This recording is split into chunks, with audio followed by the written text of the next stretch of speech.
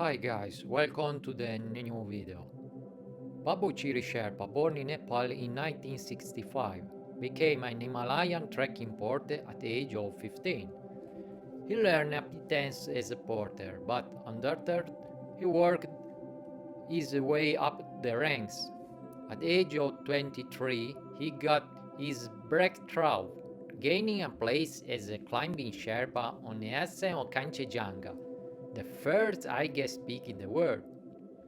He surprised those around him, reaching the summit with oxygen tanks, while assisting others. The famous climber Anatoly Bukri climbed alongside him. He soon found work on Everest expedition and first reached the summit of Everest in the 1990 at the age of 25. Recognizing that education was the road to a better life, he taught himself English and how to read. He determined that they would earn money by supporting Himalayan climbs. Over the next decade, he reached the summit of Everest 10 times. Was recognized as one of the strongest Everest climbers in the world. He climbed the USA and Europe. He recognized that raising Mount profile, that not just being invisible porter, would increase his ability to make a living and support his extended family. In 1999, Babu set out to prove a person could remain on the summit of Everest overnight without oxygen tanks. Mountain Hardware, a leading USA outdoor equipment manufacturer, made a special tent, sleeping bag, and mattress for him to withstand the extreme conditions. Amid 16 miles winds and snowfall, he reached the summit with two other Sherpas. They assisted him to pitch the tent and then depart. Most climbers remain on the top for less than 30 minutes.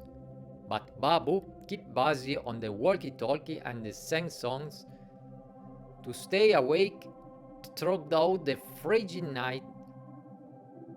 Doctors had warned him that if he fell asleep in the low oxygen environment, he would not wake up. After 21 hours alone on the summit, he packed up his gear and ascended, an endurance record which still stands. 2 years later, in 2001, Babu was again employed as a climbing Sherpa on Everest. It was to be a straightforward ascent for men who had stood on the summit 10 times. Only one other person in the world had been on the summit more times than Babu at that stage. The team arrived at base camp in early April and began to acclimatize.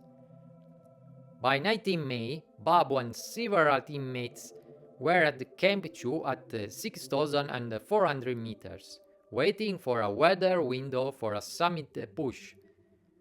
All was calm. The team was relaxed. At 4 p.m., in clear condition after fresh snowfall, Babu walked out camp 100 meters onto the glacier to take some pictures. He never returned. Later that night, a search party spotted footprints that stopped at a small hole. Snow had covered a hidden narrow crevasse.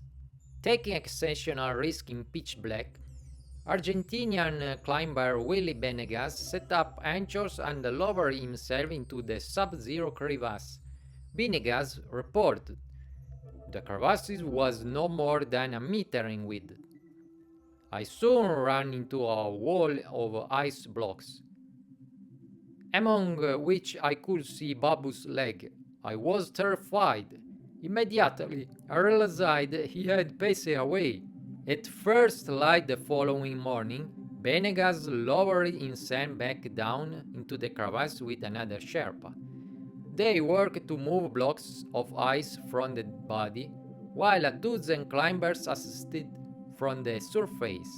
Working in a small surface that could shift at any time, the two climbers finally attached the body to a rope after 2 hours, which was then hauled the surface. Over the next 8 hours, some 60 Sherpa assisted in carrying the body down the mountain to the base camp. Babu was survived by his wife and the 6th daughter. And this is the story about Babu Sherpa. Thank you for watching and see you next video.